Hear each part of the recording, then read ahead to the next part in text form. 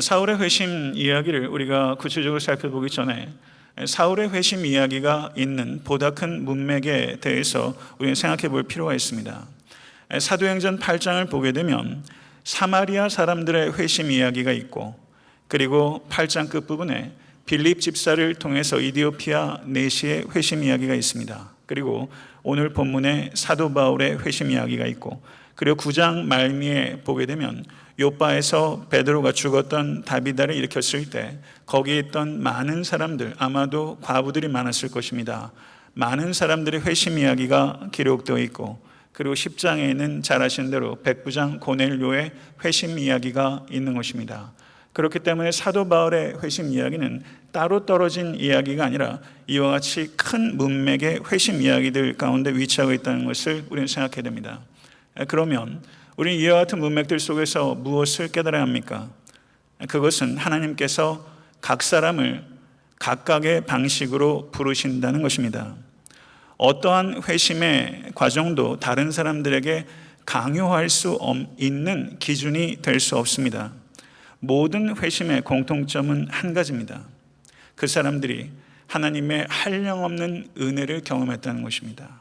하나님의 한량없는 은혜를 경험해서 각 사람이 정말 이 사람은 회심할 것 같지 않은 사람들이 주께로 돌아와 회심했고, 그리고 이 일련의 회심자들 가운데 가장 회심하기를 기대할 수 없는 가장 극악한 교회의 원수였던 사도 바울의 이 회심 이야기, 이것이 바로 회심 이야기들의 중심이요 절정이라고 할 수 있는 것입니다. 성도 여러분, 어떠한 사람에게도 하나님의 은혜 없이 진정한 변화는 나타나지 않습니다. 그리고 어떠한 사람도 하나님의 은혜를 경험하게 되면 진정한 변화를 경험하게 되는 것입니다. 원어상으로 보게 되면 9장 1절 앞에 그러나가 있습니다. 그러면 앞에 있는 내용과 밀접하게 연관이 있다는 뜻이죠. 그럼 8장 30절에 어떻게 이야기를 합니까? 빌립은 아소도에 나타나 여러 성을 지나며 복음을 전하고 가이사랴에 이르니라. 그러나 사울이 주의 제자들에 대하여 여전히 위협과 살기가 등등하여, 이렇게 연결되는 것이죠. 맞습니까? 그러면 분명하게 누가는 이 빌립과 사울을 대조하고 있는 것이고, 빌립은 복음을 심기 위하여 열심을 내고 있는 사람이라면 사울은 복음을 뽑기 위하여 열심을 내고 있는 사람으로 이 두 사람을 극명하게 대조하고 있는 것입니다. 대제사장에게 사울이 갔습니다. 대제사장은 예루살렘에 큰 박해가 일어나서 예루살렘의 그리스도인들을 청소한 것으로 이 대제사장은 어느 정도 흡족해 하고 있었습니다. 그런데 사울은 흡족하지 않았습니다. 사울은 대제사장에 가서 공문을 요청했습니다. 말하자면 범죄자 협정, 인도 협정이 그 당시에 로마와 그리고 제반 제국들 사이에 있었다는 것이 문서로 남아 있습니다. 그 문서를 띄워달라, 이렇게 사울이 대제사장에게 갔던 것이죠. 대제사장은 만족했지만 이 기독교인들을 추적하는 사울은 결코 만족하지 않았고, 예루살렘에서 다메섹까지 무려 150마일 떨어진 곳에, 그곳에 가서 교인들을 밟은 세곤에서 교회를 반드시 뿌리 뽑고자 하는 열심을 가지고 사울이 대제사장을 찾아갔던 것입니다.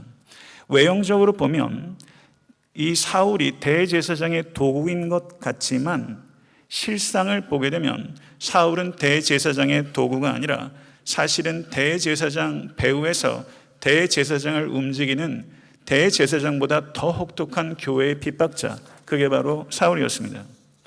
그렇다면 우리가 사울을 핍박했다는 것은 알지만 왜 도대체 대제사장보다도 더 극렬하게 배후에서 대제사장을 조종할 정도로 이 사울은 교회를 핍박하려고 했을까? 이것에 대해서 우리는 객관적인 이해를 해야 될 필요가 있는 것입니다. 그것을 이해하기 위해서는 사울의 유대적 배경에 대해서 우리가 이해를 해야 될 필요가 있습니다. 사울 시대의 바리새파는 두 개의 파가 있었습니다. 힐렐 학파와 샴마이 학파입니다.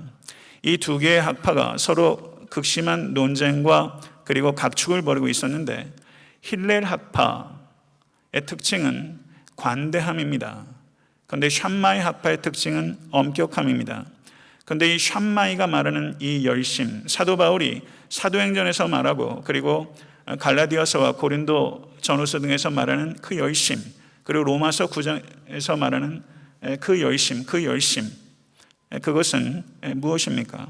그것은 단순히 열렬하게 기도하고 말씀을 읽고 금식하고 헌금하고 그리고 자기 의를 쌓기 위한 행위와 같은 종교성에 국한된 열심이 아닙니다. 이 샴마의 열심은 종교성을 뛰어넘습니다. 여기에는 정치적인 의미가 있는 것입니다. 그래서 샴마이가 이야기하는 열심은 폭력까지도 불사하는 혁명적인 것이라고 할 수 있는 것입니다.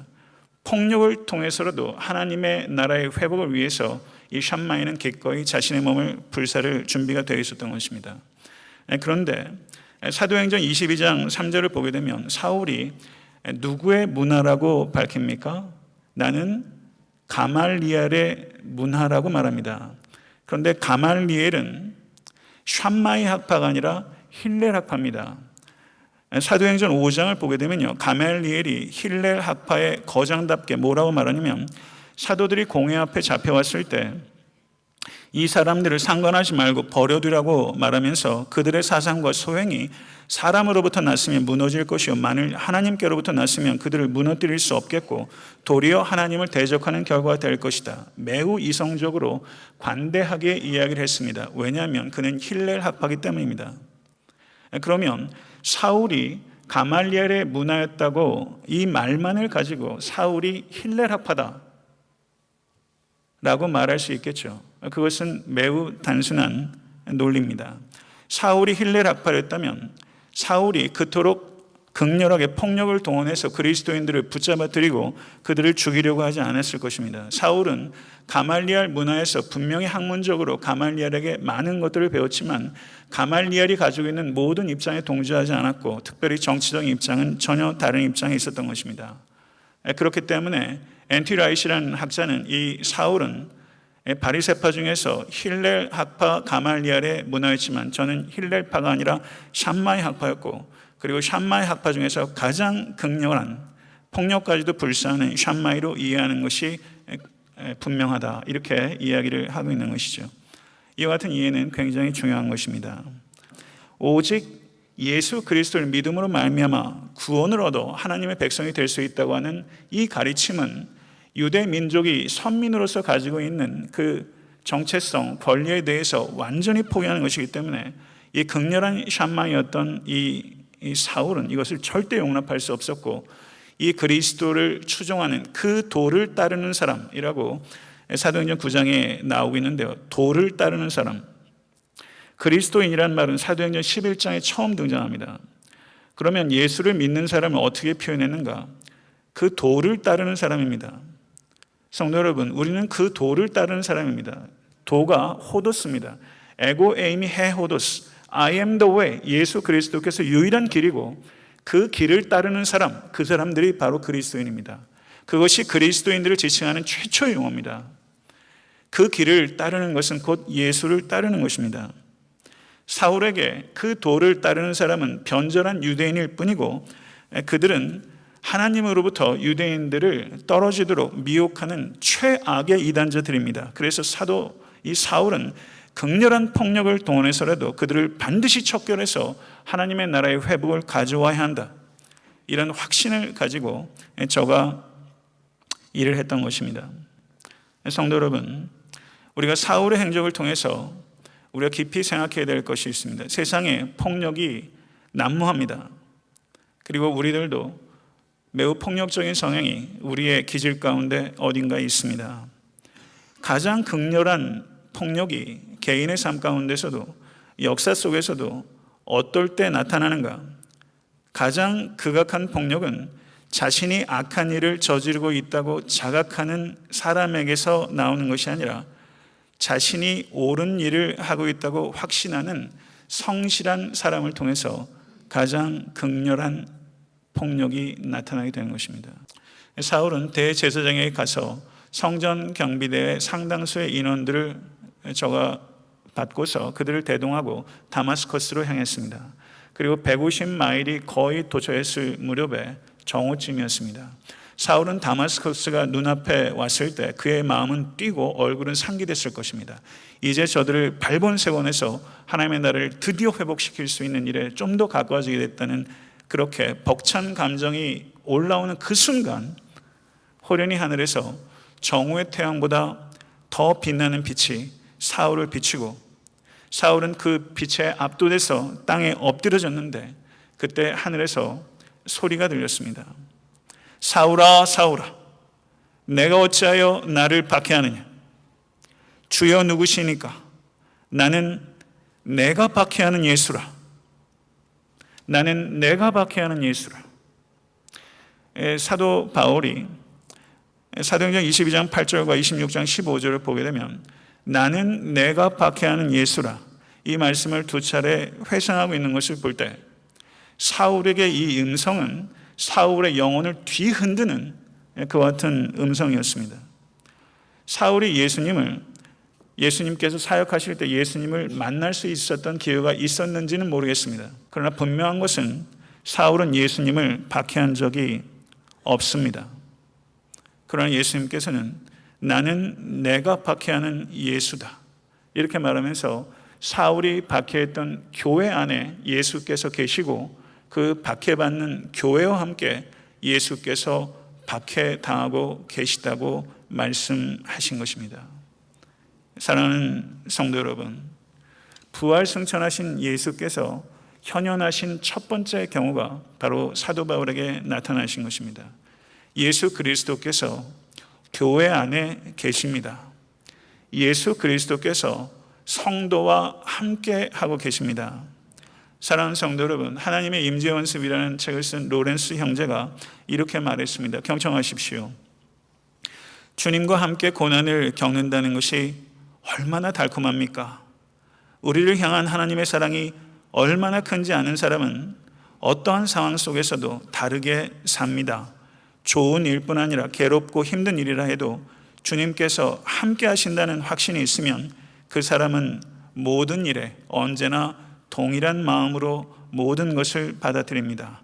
고난도 하나님과 함께 겪는 것이라면 제게는 낙원이며 세상에서 가장 큰 기쁨도 하나님 없이 즐기는 것이라면 제게는 지옥에 불과한 것입니다.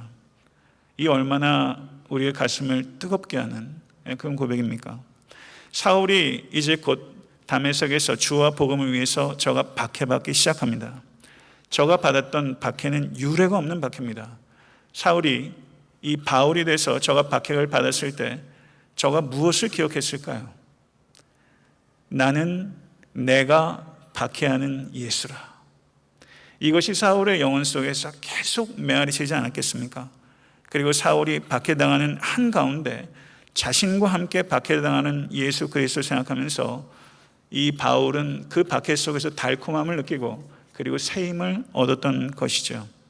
성도 여러분, 그 예수님께서 여러분이 느끼시든 못하시든 여러분의 삶에 그리고 여러분의 고통 가운데 함께하고 계시다는 것을 반드시 믿으실 수 있게 되기를 간절히 바랍니다. 강렬한 광채로 사울은 눈을 떴으나 아무것도 보지 못한 상태로 사람들의 손에 이끌려서 다메섹으로 들어가는 처지가 됐습니다. 사울은 나는 누구보다도 잘 보는 청년이었습니다. 그렇게 생각했던 사람이었어요. 그러나 실제 사울은 이 과정을 통해서 자기가 본다고 생각했지만 사실은 영적 소경이고 그리고 지금 눈을 먼 이 시간 사울에게 있어서 진정한 봄은 시작된 것입니다. 사울은 자신이 그토록 하나님을 위해서 열심을 냈던 것이 사실은 열심히 하나님을 반역하는 것이고 그리고 그것이 그리스도를 핍박한 것이었다는 것을 깨닫는 당혹감과 뼈아픈 고통을 느꼈을 것입니다. 성도 여러분, 우리가 열심으로 하나님을 대적할 수 있다는 것을 우리는 경계해야 합니다. 그리고 사울은 3일 동안 식음을 전폐하고 기도를 드렸습니다. 회개할 때 생사가 달린 것처럼 하라. 윌리엄 부스의 말입니다. 구세군을 시작했던 윌리엄 부스의 말. 회개할 때는 생사가 걸린 것처럼 해라. 회개는 작은 죽음입니다. 회개는 작은 죽음의 행위와 같습니다. 성도 여러분, 작은 죽음과 같은 정직하고 절실한 회개가 우리에게 회복될 때만 우리에게 희망이 있습니다. 작은 죽음과 같은 절실하고 절절한 회개가 교회에 회복되어야 합니다. 사울을 만나셨던 주님께서 환상 중에 아나니아를 만나셨습니다. 그리고 아나니아에게 말씀하십니다. 직가라는 거리로 와서 유다 집에서 5 사람 사울이라는 자를 찾으라. 저가 기도하는 중이라. 여기서 기도하는 중이다 라고 번역되고 있는 헬라어가 프로스 유케타이라는 단어인데요, 이 단어가 현재 시제입니다. 그래서 영어 번역들을 살펴보니까 이 현재 시제의 느낌을 가장 잘 살려서 번역한 게 NLT 번역인데, 거기에 뭐라고 번역하고 있냐면요, He's praying to me right now. 그가 지금 나에게 기도하고 있다, 이렇게 번역하고 있습니다. 성도 여러분, 우리가 하나님께 올려드리는 기도, 오늘 이 예배에 올려지는 기도, 새벽 제단에 드리는 기도, 골방에서 드리는 기도, 운전하면서 드리는 기도, 걸으면서 드리는 기도, 울면서 드리는 기도, 사랑하는 성도 여러분, 그 기도를 하나님께서 He is praying to me right now, 지금 나에게 하나님께서 기도하고 있는 것을 다 듣고 계신다는 것, 이거 정말 믿으십니까? 이걸 정말 믿는다면 어찌 기도하지 않을 수 있으며 정말 이것을 믿는다면 어찌 우리의 기도의 말이 바뀌지 않을 수 있습니까? 아나니아는 하나님의 명령에 대해서 합리적인 반대를 제시했습니다. 그랬더니 주님께서 뭐라고 말씀하셨냐면, 이 사람은 내 이름을 이방인과 임금들과 이스라엘 자손들 앞에 전하기 위해 택한 나의 그릇이라. 그가 내 이름을 위하여 해를 얼마나 받아야 할 것을 내가 그에게 보이리라. 이렇게 말씀합니다. 사울의 회심은 이방인을 위한 것입니다. 달리 말하면 사울의 다메섹의 회심은 이방인인 우리들을 위한 회심입니다. 하나님께서 사울을 부르신 것은 지금 이 자리에 있는 우리들을 위한 부르심입니다. 믿으십니까? 사울의 회심은 또 다른 사람의 회심을 위한 부르심입니다. 이것을 우리가 진실로 받아들인다면, 사랑하는 성도 여러분, 여러분의 회심과 저의 회심이 사울의 회심과 중요성이 같다고 얘기하는 것은 말이 안 되는 것입니다. 그러나 그 본질적인 요소는 같습니다. 사울의 회심이 또 다른 사람의 회심을 위해서 주어졌던 것처럼 이 자리에 계신 여러분과 저의 회심도 누군가의 회심을 위한 부르심입니다. 이것이 사도 바울의 소명이고 여러분과 저의 소명입니다. 이것 진실로 받아들이십시오. 하나님의 뜻이 분명해지자 아나니아는 사울이 머물고 있는 집에 들어가서 하나님의 말씀대로 순종했습니다. 사랑하는 성도 여러분, 여기서 하나 중요한 질문을 우리는 또 하게 됩니다. 왜 하나님은 사울의 눈을 멀게 하시고, 그리고 또 아나니아에게 환상으로 나타나시고 또 아나니아를 보내서 그 눈을 낫게 하실까요? 직접 하시면 될 일 아닙니까? 그리고 왜 사울에게 주신 소명을 아나니아를 통해서 전달합니까? 하나님께서 직접 하시면 훨씬 간단하고 그리고 훨씬 명료하지 않습니까? 왜 그렇게 하시는 거죠? 사도행전 10장을 보면 고넬료를 회심시킬 때 하나님께서 고넬료에게 직접 하시면 될 일을 왜 사도 베드로를 보내서 복음을 증거하게 하시고 왜 그와 같은 방식으로 한 사람의 회심을 이끄십니까? 그것은 하나님께서는 회심의 역사를 일으키실 때 하나님 단독으로 하지 아니하시고 사람을 통해 전달되는 복음을 통해서 일하는 협동의 일이라는 것을 우리에게 가르치고 계신 것입니다. 사울의 회심의 궁극적인 주체는 하나님 자신이지만 하나님께서는 아나니아의 순종을 통해서 사울의 회심을 이끄시는 것입니다. 그렇기 때문에 회심은 언제나 하나님과 순종하는 하나님의 백성과의 같이 만들어내는 하나의 작품으로 있는 것입니다. 그리고 이 사울의 회심이라는 이 위대한 작품의 배경에는 하나님과 아나니아의 협조만 있는 것이 아니라 바로 사도행전 그 앞에 있는 스데반이 있습니다. 그래서 F.B. 마이어라는 학자는 스데반의 인내와 온유와 능력은 5 사람 바울의 마음을 찌른 가시 달린 막대기가 되었다라고 말하는 것입니다. 스데반은 최초의 순교자입니다. 그리고 스데반의 순교는 또 다른 순교자를 부르는 하나님의 섭리의 통로였습니다. 하나님께서 이와 같이 모든 것이 합력해서 선을 이루도록 하시는 하나님이심을 믿으십시오. 하나님께서 마치 오케스트라의 지휘자인 것처럼 한 사람 한 사람의 순종과 희생을 결코 하나도 땅에 떨어뜨리지 아니하시고 그 모든 것들을 사용하셔서 하나님의 크신 뜻을 이루시는 것을 확신하십시오. 사랑하는 성도 여러분, 지금 이 시간 여러분들이 드리고 있는 작은 순종과 그리고 희생, 그것을 통해서 하나님께서는 영혼을 부르시고 회심시키시고 그에게 소명을 부여하시는 것을 믿으십시오. 반드시 열매 맺게 될 것입니다. 여러분, 여러분의 삶이 누군가의 회심과 소명을 위해서 섬기는 스테반이 되고 그리고 아나니아가 될 수 있기를 바랍니다. 그렇지 못하면 결코 보람을 얻으실 수 없을 것입니다. 아나니아의 안수로 사울의 눈에서 비늘 같은 것이 벗어져 다시 보게 됐습니다. 그런데 19절을 보니까 음식을 먹음에 강건하여지니라. 사울이 다메섹에 있는 제자들과 함께 며칠 있을새. 이 부분을 보면서 왜 성경에 별로 중요하지도 않은 것 같은 이야기를 여기에 군더더기가 있을까? 이렇게 생각할 수 있습니다. 그렇지 않습니다. 음식을 먹었다는 이야기를 듣는 것은 기독교는 육적 필요를 도외시하는 도 닦는 종교가 아니라는 것입니다. 고린도전서 10장 31절을 보면 그런즉 너희가 먹든지 마시든지 무엇을 하든지 다 하나님의 영광을 위해서 하라 라고 사도 바울이 권면합니다. 다메섹 사건 이후로 사도 바울은 먹는 일에서조차 의미의 전환이 일어나게 된 것이고, 사도 바울이 무엇을 먹든지 마시든지 하나님의 영광을 위해서 했던 첫 번째 식사가 바로 다메섹 기독교 공동체와 나눴던 그 식사입니다. 사울이 다메섹 교회 공동체에서 며칠을 있었다라는 언급은 회심은 개인적인 사건으로 국한되어서는 안 되며 회심자의 삶이 믿음의 공동체 안에서 보살핌과 양육 속에 성숙하고 회심자가 소명자로 삶을 드릴 수 있다는 것을 우리에게 가르쳐 주고 있는 것입니다. 사랑하는 성도 여러분, 애타한테 섬기는 교회는 어떤 교회여야 합니까? 원수였던 자에게도 따뜻한 형제를 나누고, 그리고 이제 막 회심한 사람이 더욱더 헌신된 소명자로 성장할 수 있도록 거룩한 사랑의 공동체, 믿음의 공동체가 되어야 되는 것입니다. 이것이 여러분과 제가 가져야 되는 꿈입니다. 이 꿈에 동참하실 수 있게 되기를 간절히 소원합니다.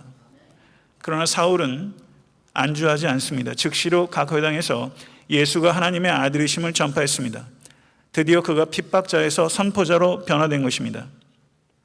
회당에서 예수의 이름을 부르는 자를 잡아가려던 사울이 회당에서 예수의 이름을 선포합니다.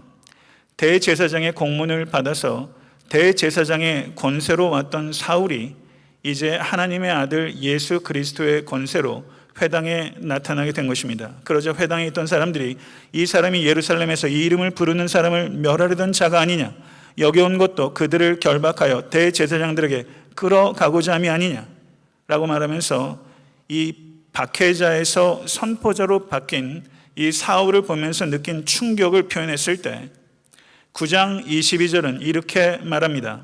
사울은 힘을 더 얻어 예수를 그리스도라 증언하며 다메섹에 있는 유대인들을 당혹하게 하니라. 사랑하는 성도 여러분, 힘을 더 얻기를 원하십니까?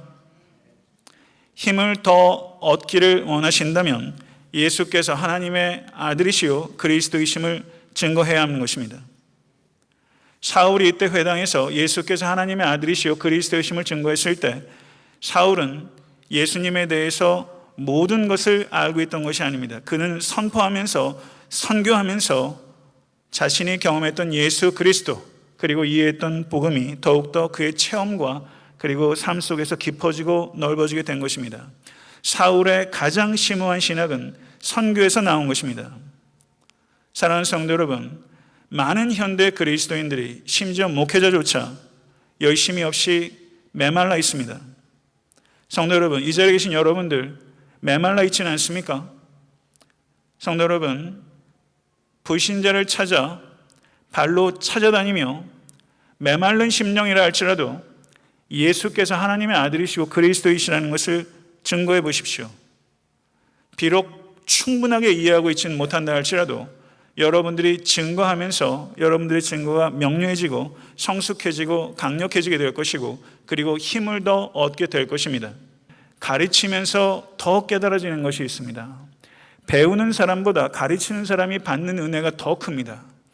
제가 설교를 통해서 성도님들께 은혜를 부어주기를 간절히 소원하고 제 나름대로 힘껏 노력하지만, 성도 여러분, 저는 은혜를 드리기 위해서 수고하는 과정을 통해서 제가 더 은혜 받고 설교를 연구하고 그리고 묵상하는 과정 가운데 제가 깨닫는 기쁨이 있습니다. 사랑하는 성도, 이 기쁨 누리십시오. 말씀을 맺겠습니다. 회심은 무엇입니까?